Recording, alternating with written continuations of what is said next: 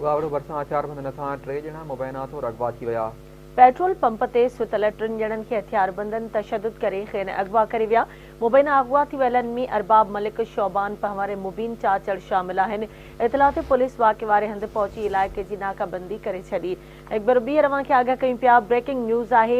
बावड़ो भरिसां हथियारबंदनि सां 3 ॼणा मुबैना तौरु अगवा थिया आहिनि। पेट्रोल पंप ते सुतल 3 ॼणनि खे हथियारबंदनि तशद्दुद करे खेनि अगवा करे विया। मुबैना अगवा थी वियलनि में अरबाब मलिक, शोबान पहवार ऐं मुबीन चाचड़ शामिल आहिनि। इतला ते पुलिस वाक़े वारे हंधि पहुची इलाइक़े जी नाकाबंदी करे छॾी आहे।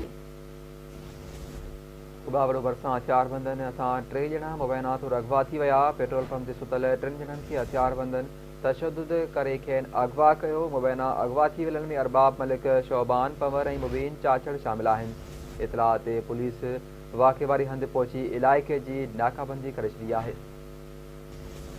वावड़ो भरिसां हथियारबंदनि सां 3 ॼणा मुबैना तौरु अगवा थी विया। पेट्रोल पंप ते सुतल 3 ॼणनि खे हथियारबंदनि तशद्दुद करे खेनि अगवा कयो। मुबैना अगवा थी वियलनि में अरबाब मलिक, शोबान पहवार ऐं मुबीन चाचड़ शामिल आहिनि।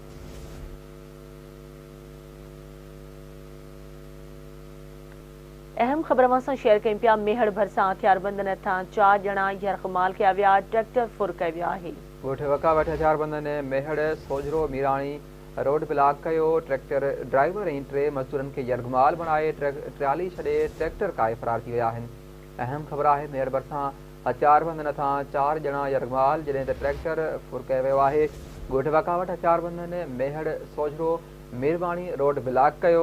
ट्रैक्टर ड्राइवर ऐं 3 मज़दूरनि खे यरगमाल बणाए ट्राली छॾे ट्रैक्टर काए फरार थी विया आहिनि। अहम ख़बर आहे। मेहड़ भरिसां हथियारबंदनि सां 4 ॼणा यरगमाल बणाए करे ट्रैक्टर फुर कयो वियो आहे।